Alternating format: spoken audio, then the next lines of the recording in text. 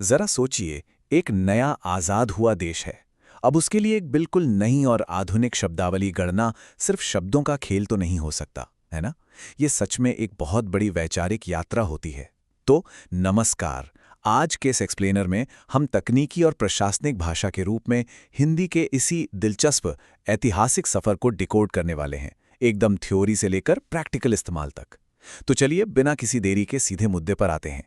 अब सबसे पहला और बुनियादी सवाल जो हमारे दिमाग में आता है वो ये है कि कोई भी भाषा आधुनिक विज्ञान, पेचीदा कानूनों और सरकारी कामकाज की इतनी भारी जटिलताओं को आखिर अपनाती कैसे है। आज़ादी के तुरंत बाद ना हमारे देश के सामने ये सच में एक बहुत बड़ी बौद्धिक चुनौती थी। क्योंकि देखिए, एक तरफ आपकी सदियों पुरानी सांस्कृतिक जड़ें हैं और दूसरी तरफ न्यूक्लियर फिजिक्स से लेकर जटिल कानूनी मसौदे हैं। इनके लिए एक आधुनिक राष्ट्रीय शब्दावली तैयार करना, वो भी बिल्कुल शून्य से, कोई बच्चों का खेल नहीं था। चलिए देखते हैं कि आज हम क्या क्या कवर करने वाले हैं। सबसे पहले हम तकनीकी शब्दावली पर हुई ऐतिहासिक बहसों को समझेंगे। फिर अलग-अलग वैचारिक विचारधाराओं को देखेंगे और कैसे उनके बीच एक समन्वयात्मक मध्य मार्ग निकाला गया, उस पर बात करेंगे। उसके बाद हम कार्यालयी हिंदी की सटीक परिभाषा और उसे जमीनी स्तर पर लागू करने की सरकारी रणनीतियों को भी समझेंगे। तो चलिए शुरू करते हैं। इस पूरी बहस के बैकग्राउंड को समझना बहुत जरूरी है। आज़ादी के बाद का जो हमारा भाषाई परिदृश्य था ना, वो काफ़ी बटा हुआ था।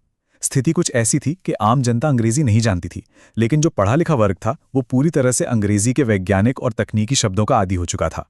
और वहीं दूसरी तरफ हमारी जो रोज़मर्रा की आम बोलचाल थी, उसमें हिंदुस्तानी का भारी प्रभाव था, जिसमें कई अलग अलग भाषाओं का मिक्सचर था। तो इन तीनों बिल्कुल अलग दुनियाओं के बीच एक पुल बनाना उस समय की सबसे बड़ी ज़रूरत बन गई थी।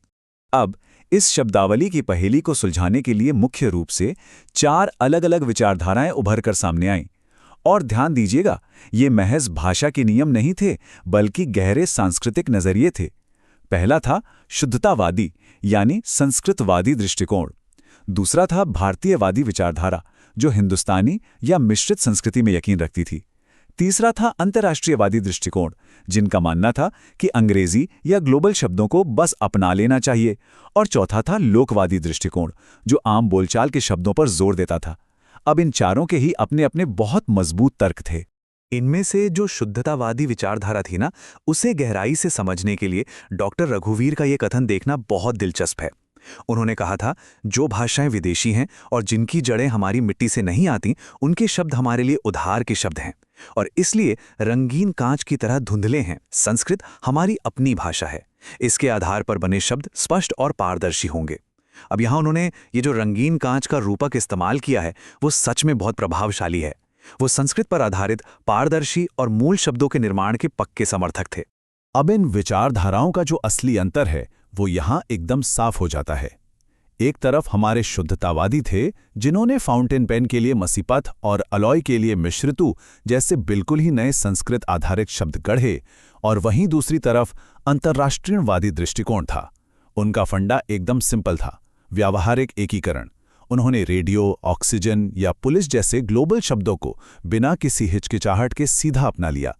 सच कहें तो दोनों ही अप्रोच के अपने अपने फायदे और अपनी अपनी सीमाएं थीं। लेकिन बात जब प्रशासन की आती है ना, तो किसी भी तरह का अतिवाद यानी एक्सट्रीमिज्म बस कंफ्यूजन ही पैदा करता है। जरा सोचिए, अगर भाषा को बहुत ज्यादा शुद्धतावादी नियमों से लाद दिया जाए तो आम आदमी उसे कैसे समझेगा? और अगर उसमें सिर्फ विदेशी शब्द भर दिए जाएं तो उसकी अपनी पहचान ही खत्म हो जाएगी। बस यहीं पर पॉलिसी मेकर्स के लिए एक लाइट बल्ब मोमेंट आया। उन्हें समझ आ गया कि अतिवाद काम नहीं करेगा। इसलिए वैज्ञानिक और तकनीकी शब्दावली आयोग जैसे आधिकारिक निकायों ने एक बीच का रास्ता अपनाया, एक समन्वयात्मक दृष्टिकोण। ये एक ऐसा बैलेंस्ड रास्ता था जिसने सभी विचारधाराओं की अच्छी बातों को मिलाकर एक प्रैक्टिकल तरीका तैयार किया। चलिए, सिद्धांतों की बहुत बात हो गई। अब आखिरकार उस असली चीज पर आते हैं जो इस पूरी प्रक्रिया से निकलकर सामने आई। इसे कहते हैं कार्यालयी हिंदी।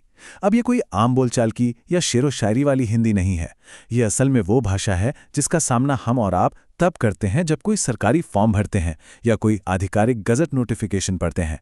ये सरकार के कामकाज, लेटरबाजी और रिपोर्टिंग का एक बेहद ही स्ट्रिक्ट और अपने मकसद पर फोकस करने वाला स्वरूप है।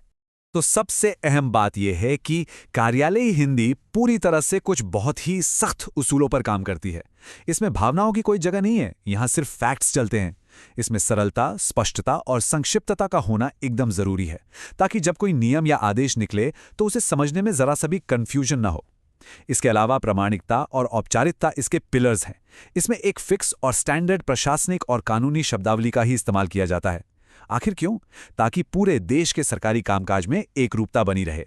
अब थ्योरी से बाहर निकलकर अगर आज की प्रशासनिक सच्चाई को देखें तो राजभाषा विभाग द्वारा जारी किया गया वार्षिक कार्यक्रम सामने आता है।